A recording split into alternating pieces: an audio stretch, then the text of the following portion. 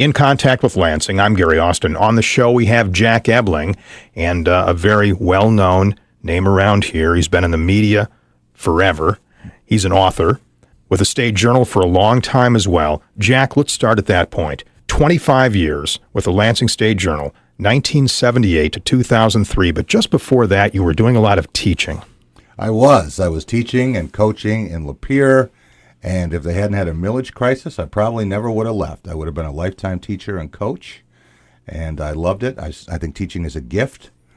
And unfortunately, budgets being what they were, they laid off all the teachers up to 7 years, and suddenly I wound up taking a part-time job at the Lansing State Journal, and they couldn't get rid of me for a quarter century. So, Jack, what was it that led you to the Journal? Any one thing?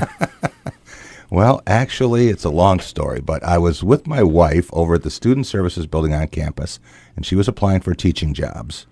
And she saw a little 3x5 card up on a bulletin board. It said, wanted part-time sports writer. And she said, you could do this. And I said, I don't want to do that. Sports writers are a bunch of nerds. I don't want to be a sports writer. She said, just do it for me. Well, you know how it is when your wife says that. You know, it's kind of like a honey-do list. You got to get it done. So it was a Saturday morning, I'll never forget, and I said, now, if I call right now on this number, nobody's going to be there, and I'll be off the hook. I called, and the guy picks up the phone and says, sports. And I said, Mr. Sonicchio? He said, Sinesco. I said, my name's Jack Ebling. I'm calling about this sports writing job. It's probably filled by now. He said, it's open. When can you be here? I said, well, I don't know. When do you want me? I'm thinking 3-4 days down the road. He says, you'll be here in 20 minutes. So I walked in, and he hands me a sheet of paper. Gary, they still use these sheets of paper today, the Lansing State Journal roster sheets that the coaches fill out. And he says, write 3 paragraphs about what this season's going to be like. So I start typing, 2 fingers. And, of course, I think I'm Ernest Hemingway. And he says, hey, we're a daily, not a monthly. Hurry up. So I type this thing and give it to him, and I think it's great prose, and he starts drawing all over it with a red pen. Of course, this day is pre-computer. We all had typewriters. And it looked like a Gordon ox on the page when he gave it back to me. He says, no, you do this, you do this, you do this.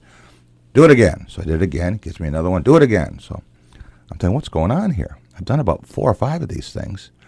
And phone rings, and it's my wife. She thinks I've been killed. So he picks up the phone. He says, just a minute.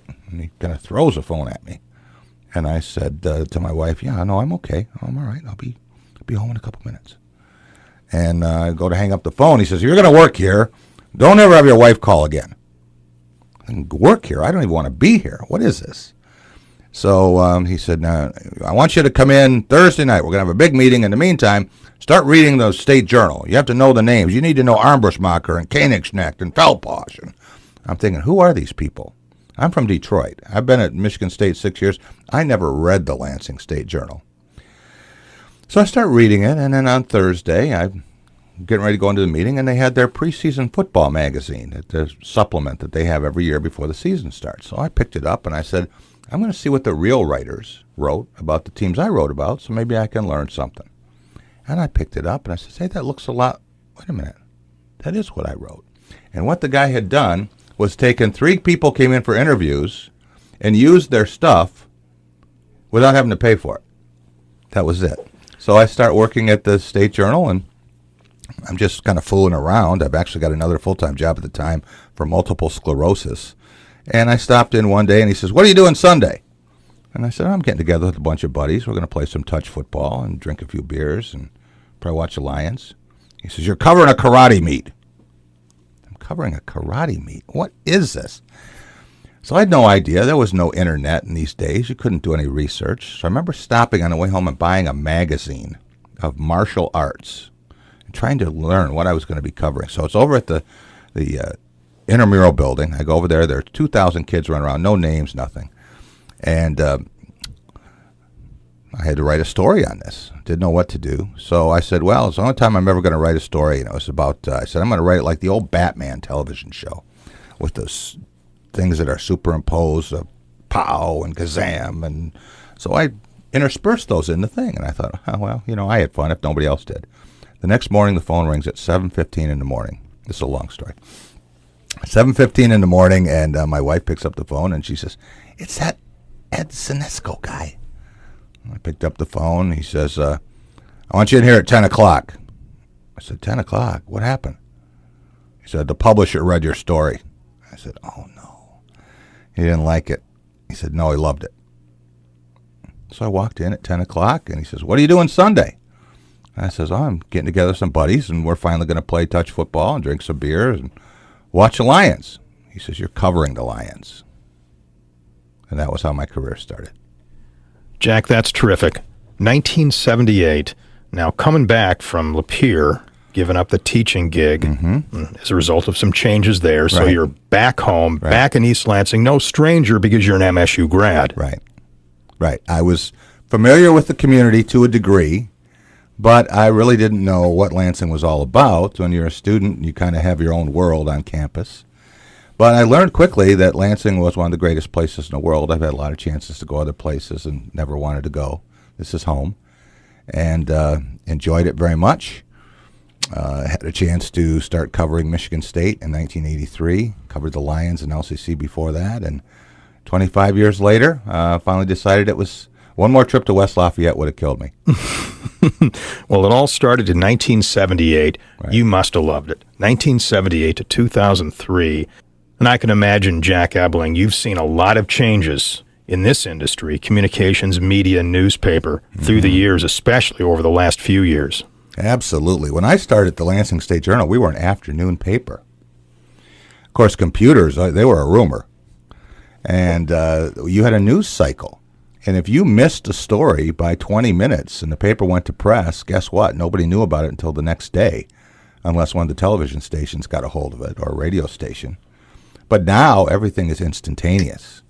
It's blogs, it's message boards, it's constant updates. So it's a very different world. And it was a very different community then. It was, much more insular. Now everything is public, very difficult to keep a secret. Yeah, 1978, you got your start. How quickly did you settle into the beat writer, sports writer thing? Well, I was originally going to be a sports editor trainee, which I hated, and I never intended to do it for a long time. I said, well, I'll wait until another teaching job opens up. And I actually, in 1980, was prepared to leave. I was going to go do something else. And So going in, you had no intention of sticking around? No. This was strictly a stopgap kind of thing. And I went over to Ed's house. I remember I said, well, this guy at least was nice enough to give me a landing spot. I'm going to go and tell him that I'm leaving. And I said, Ed, I'm going to go and take another job in education. And he said, oh, that's really too bad. I said, well, why's that? He said, because we want you to cover the Super Bowl. Oh. The Super Bowl was at the Silverdome that year. You didn't see this coming? Oh, no. Just completely blindsided me. And I said, you want me to cover the Super Bowl? He said, yeah, you've been covering the Lions. You've been doing a good job. We had all this money in the budget. We didn't tell you, but we wanted you to cover the Super Bowl. I said, well, I could probably wait. I could just push that off and do this. And so I did that. And then 2 years later, I was ready to leave again. This was 1982. And I went and I said, Ed, we need to have lunch. So I said, it's time for me to go. I'm going to do something else. He said, oh, that's really too bad. I said, well, why is it too bad? Because we want you to cover Michigan State full-time, be the beat writer, and write columns.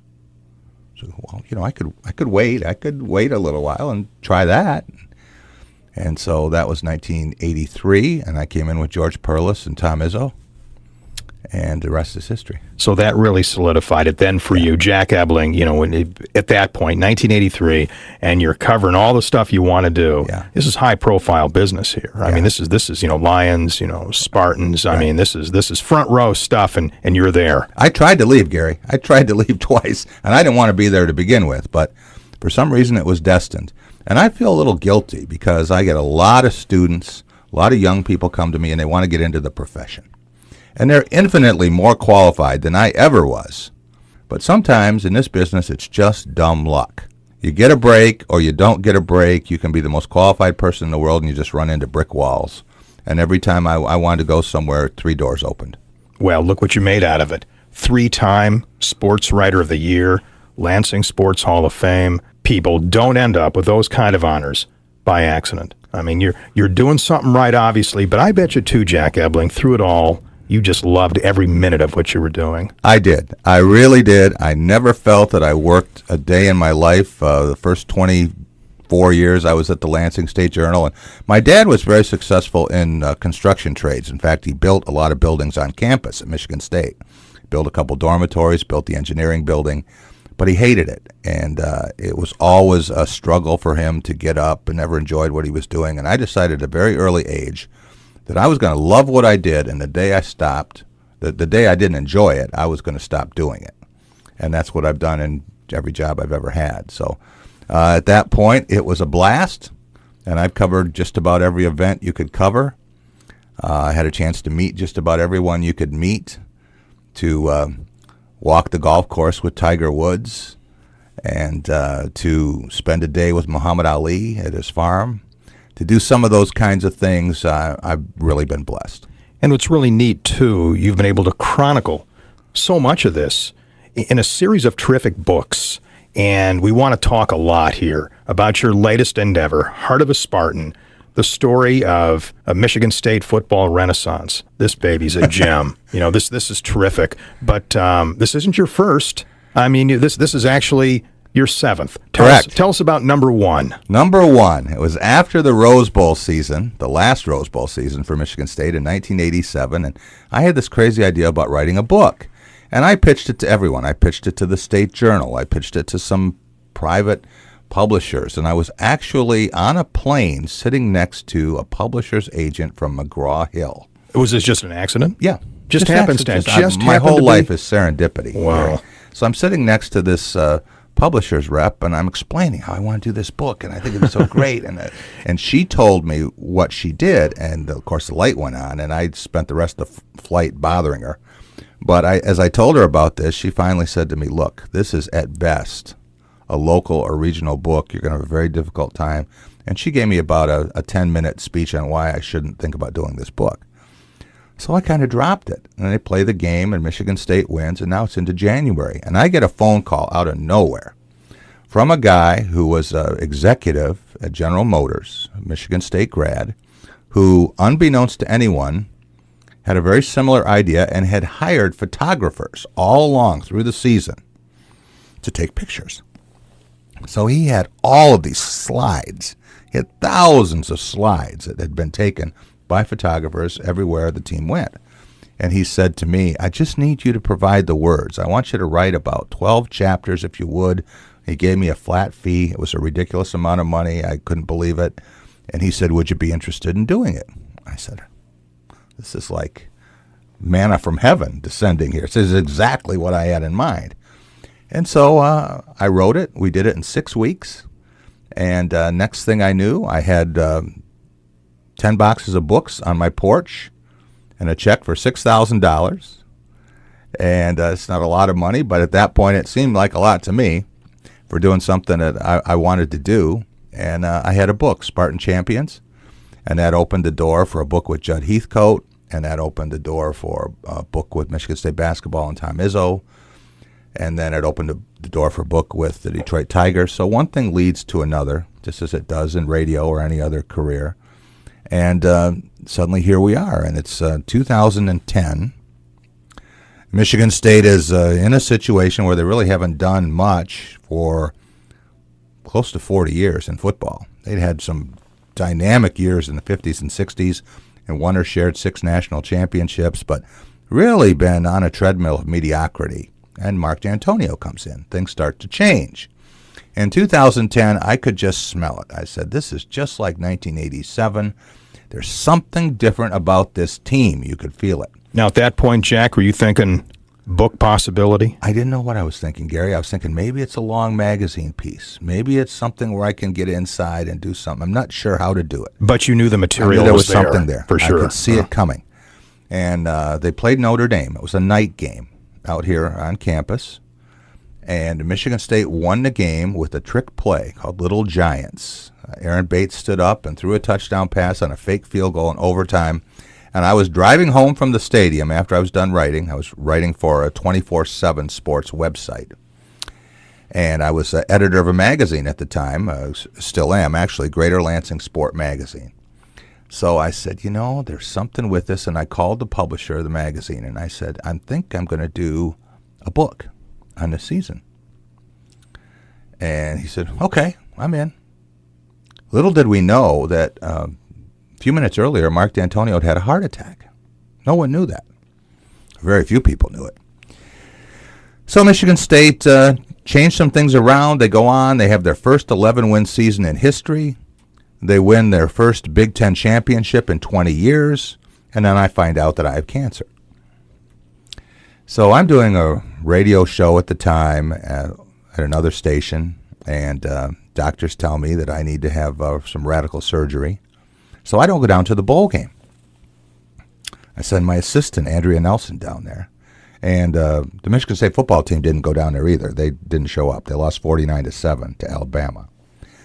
But at that point, you think, okay, now basically we've done a book, but they lost 49-7. Who's going to buy this thing? And I went to the first basketball game, Big Ten basketball game in January. And before the game, a guy in the media room comes up to me and says, hey, your cousin's out there. I'm thinking, my cousins? I haven't seen my cousins in 3 years. What would they be doing at this basketball game? I walk out the door, and it's Kirk Cousins, the quarterback. And I said, what are you doing here? He said, hey, Jack, I'm sorry. I just have to apologize to you. I said, you have to apologize for what? He said, oh, we played so bad, we wrecked the end of your book. I said, are you nuts? I'm amazed you can walk the beating you took in this game. And he said, no, I just want you to know that we're all coming back next year. We're going to win our bowl game next year. And we're going to be in the first Big Ten championship game, and we're going to be the first team in Michigan State history to have 5 straight wins over Michigan. So I called the publisher back up, and I said, you won't believe what the quarterback just told me. Now, it's just one guy, but this is what he's saying. What would you think about making it a 2-year book? And Cameron Ganas from Traction and Sports Publishing said, okay, let's do it. So we stretched it out. We made it a 2-year book. They had another 11-win season. They went to the Big Ten championship game, and they went to the Outback Bowl in Tampa. Now, they're playing Georgia in the Outback Bowl, and they're behind 16-0 at halftime. And I'm sitting there thinking at halftime, Gary, oh, no, here we go again. They're going to come and lay a big dodo egg in this bowl game. No one's going to buy this book.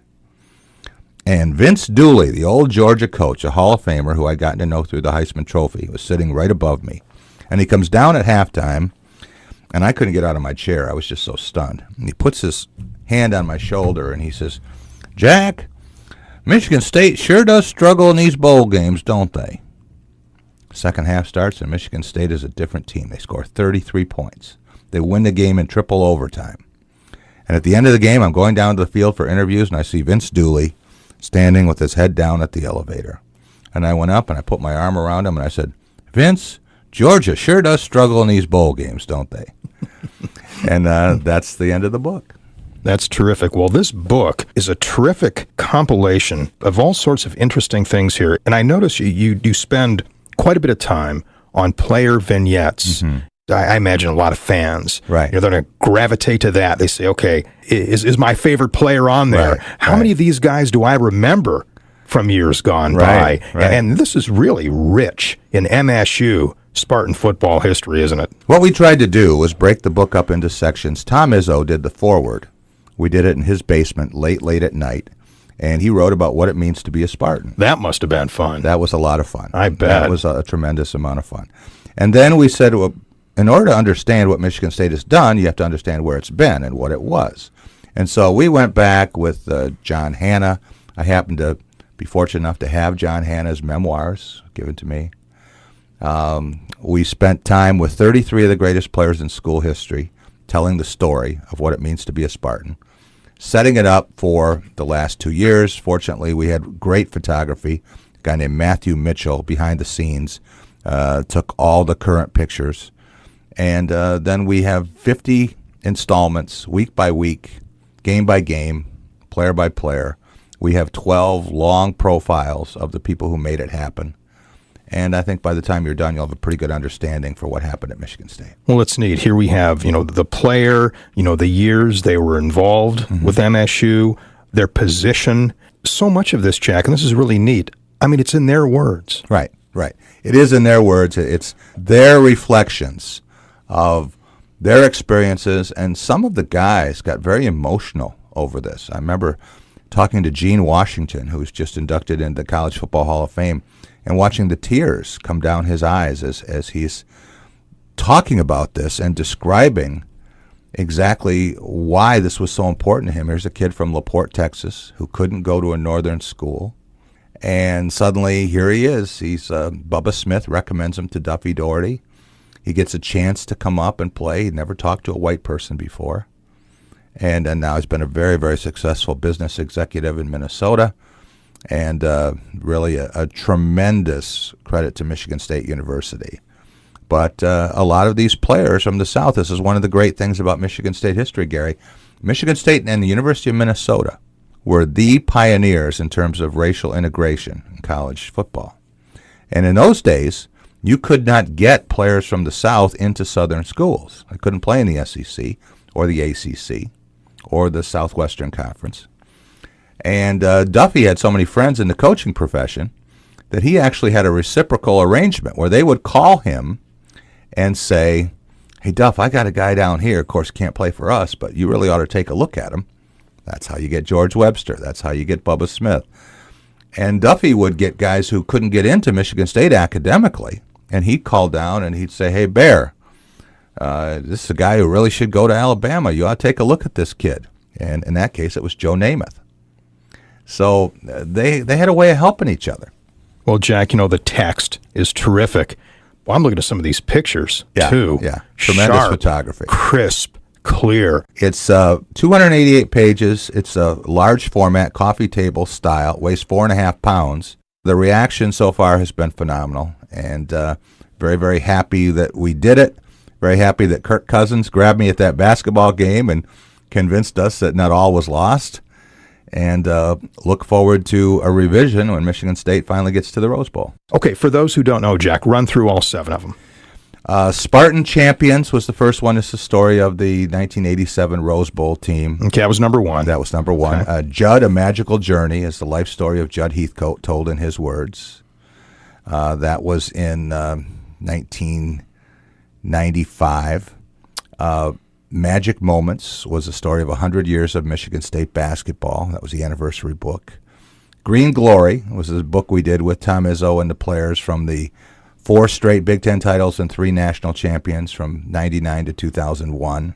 Then we did Tales from the Detroit Tigers dugout. That was a story about Tigers history in the 2006 season. We did a second version of that with the 2011 season, Tales from the Tigers dugout 2. And now here you have Heart of a Spartan. So I've got 3 more in the works and a screenplay I'm working on. People who write books, a lot of authors that I've talked with, that is like the pot of gold at the end of the rainbow. Right.